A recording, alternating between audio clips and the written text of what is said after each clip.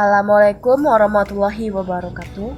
Perkenalkan, nama saya Nurul Leranti dengan NIM 1906 113829 dari jurusan Agroteknologi Fakultas Pertanian Universitas Riau. Pada video ini, saya akan melakukan kegiatan praktikum yang berjudul Nutrisi Tumbuhan. Setiap tumbuhan, baik dalam masa perkembangan maupun pertumbuhannya, pasti memerlukan unsur hara. Unsur hara adalah sumber makanan atau nutrisi yang dibutuhkan oleh tanaman. Baik itu unsur hara yang tersedia di alam atau organik maupun unsur hara yang sengaja ditambahkan. Ketersediaan unsur hara sangat menentukan kualitas tanaman, yang menentukan perkembangan, pertumbuhan, dan produktivitas tanaman. Sebenarnya, unsur hara ini sudah ada di alam, baik di udara maupun di tanah. Namun, ketersediaan unsur hara itu tidak memenuhi kebutuhan tanaman.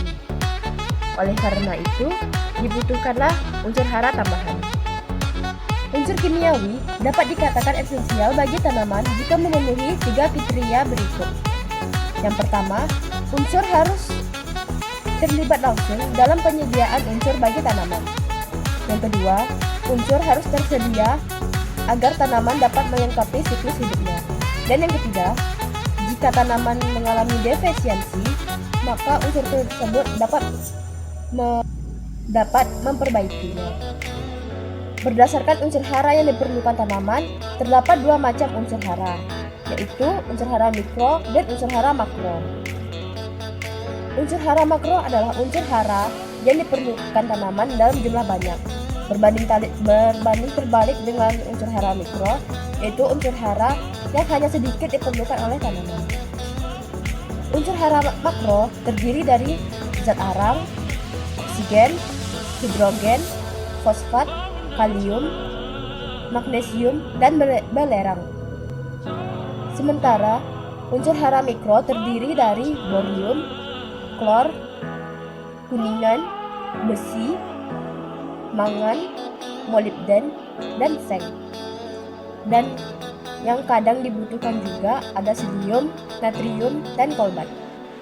Terdapat unsur-unsur lain dalam tanaman, namun jumlahnya itu sangat sedikit. Dan jika tumbuhan dibakar, maka tumbuhan akan menjadi abu, sementara senyawa organiknya akan menjadi gas. Unsur-unsur kimia yang diperlukan oleh tumbuhan ini berasal dari 2 sumber, yaitu atmosfer dan yang diserap dari tanah. Dalam kegiatan praktikum nutrisi tumbuhan ini, kita menggunakan tanaman jagung sebab tanaman jagung dinilai memiliki responsivitas yang tinggi terhadap beberapa jenis unsur hara karena aktivitas fotosintesisnya yang melalui jalur C4. Jalur C4 memerlukan unsur hara yang tinggi untuk mengimbangi aktivitas fisiologis dan metabolismenya. Jagung memerlukan unsur hara seperti nitrogen, fosfor, dan kalium dalam jumlah yang lebih tinggi dibanding tanaman C3. Kekhasan jalur C4 dalam menggunakan nutrisi menjadikan jagung sangat direkomendasikan dalam pendugaan kesuburan tanah secara biologis. Alat dan bahan yang kita perlukan dalam kegiatan praktikum ini yaitu pupuk KCl, NPK, urea, dan TSP, lalu benih jagung dan polybag. Kemudian kita masuk ke bagian cara kerja kegiatan praktikum nutrisi tumbuhan ini. Langkah kerja pertama yang harus kita lakukan adalah kita tanam benih jagung ini di dalam polybag. Masing-masing polybag kita isi dengan 2 butir benih.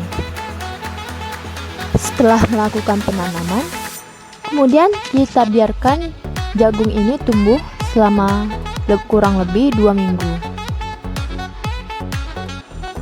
Jagung yang berusia kurang lebih 2 minggu akan berukuran seperti ini. Kemudian pada masing-masing polybag kita beri pupuk dengan perlakuan yang berbeda-beda.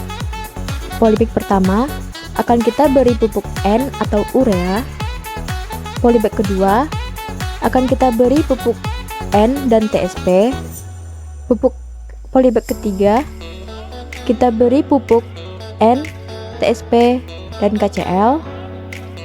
Dan polybag keempat kita beri pupuk NPK. Masing-masing polybag akan kita beri pupuk dengan dosis 10 gram per 2 liter air.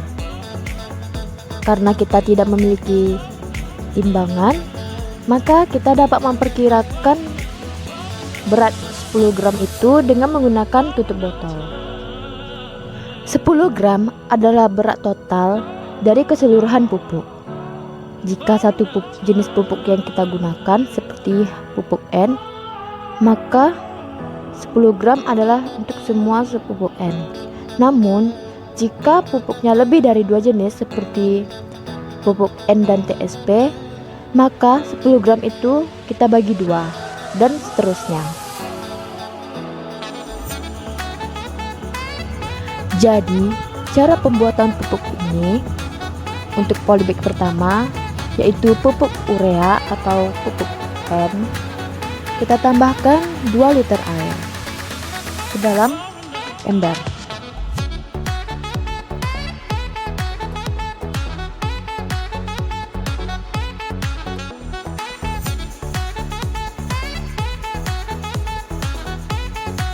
Setelah itu, kita tambahkan pupuk N tadi sebanyak 10 gram.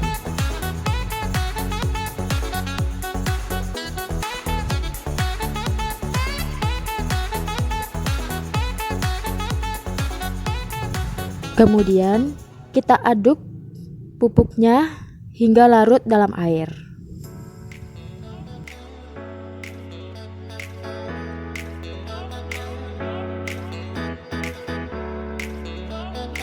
Masing-masing pupuk kita buat dengan cara yang sama. Dari 2 liter pupuk yang telah kita buat, kita hanya menggunakan 1 gelas saja dalam pengaplikasiannya.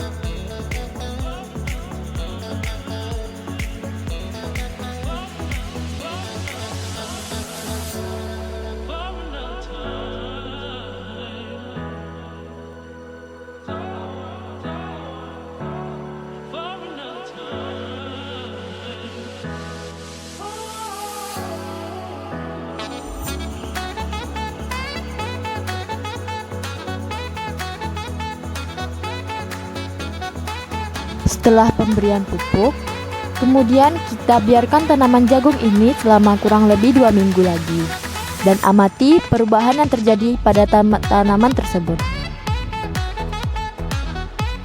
Setelah memelihara tanaman jagung ini selama kurang lebih 4-5 minggu dan diberi perlakuan berupa pemberian pupuk dengan berbagai macam jenis, langkah selanjutnya kita melakukan pengukuran terhadap tinggi tanaman, jumlah daun, dan lingkar batang tanaman. Karena sebelumnya kita menanam 2 benih pada polybag yang sama, jadi kita memiliki 2 sampel yang berbeda pada satu polybag. Dan hasilnya didapatkan sebagai berikut. Pada polybag 1 dengan perlakuan pemberian pupuk N atau urea, tanaman 1 memiliki tinggi 45,2 cm, jumlah daun 8, dan lingkar batang 3,2 cm.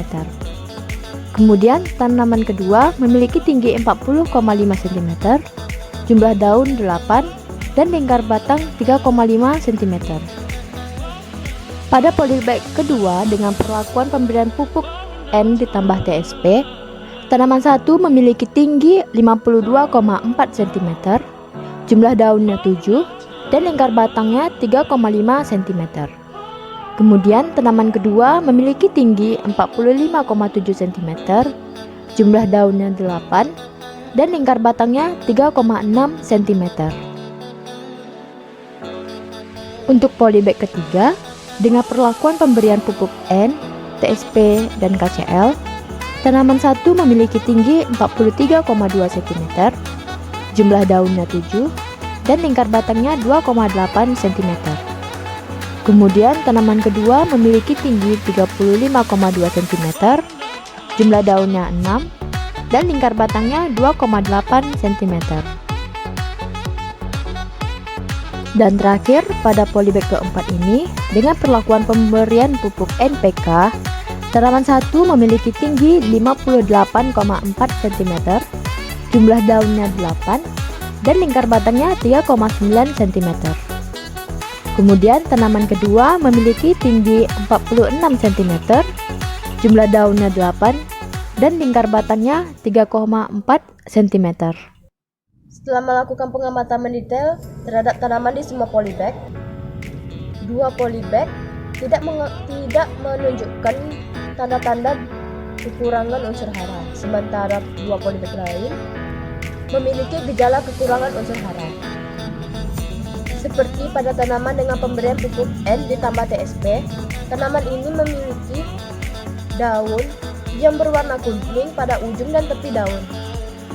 Perubahan warna menjadi kuning tersebut diduga karena kekurangan unsur nitrogen. Dan sesuai dengan pernyataan Syarifuddin pada tahun 2007, gejala dan kelebihan unsur hara N pada tanaman jagung dapat diidentifikasi melalui warna daun. Kekurangan unsur N akan mengakibatkan klorosis pada daun.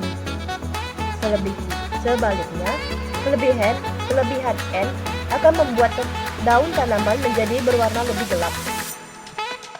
Meskipun pada tanaman tersebut saya telah memberikan pupuk N, namun tanaman tersebut tetap mengalami gejala kekurangan unsur N. Hal ini bisa jadi karena dosis yang saya berikan pada tanaman itu kurang, atau unsur N yang telah saya berikan tercuci oleh air. Kemudian pada tanaman jagung dengan pemberian perlakuan pupuk N, TSP, dan KCL, tanaman tampak menjadi lebih kerdil dan lebih kecil dari tanaman pada polybag lainnya.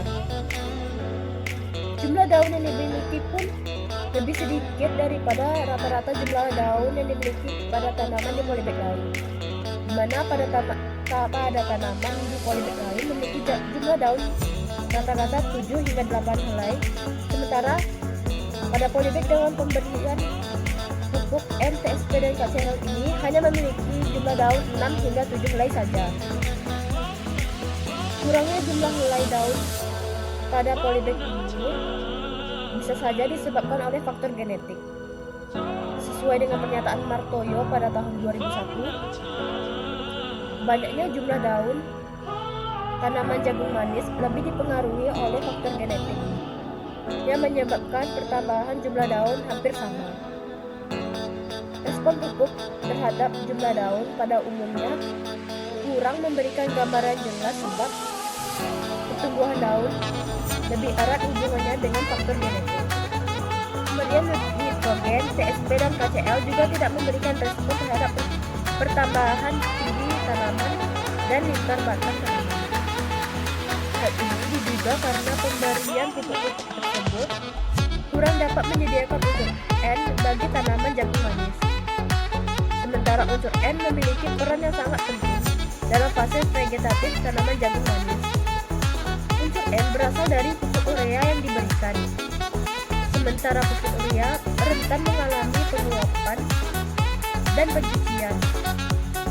Hal ini didukung oleh pendapat Sinaga pada tahun 2002 bahwa unsur N yang berasal dari pupuk urea tidak dapat langsung diserap oleh tanaman karena harus diurai terlebih dahulu ke dalam bentuk yang lebih sederhana dan lebih dapat diserap oleh tanaman.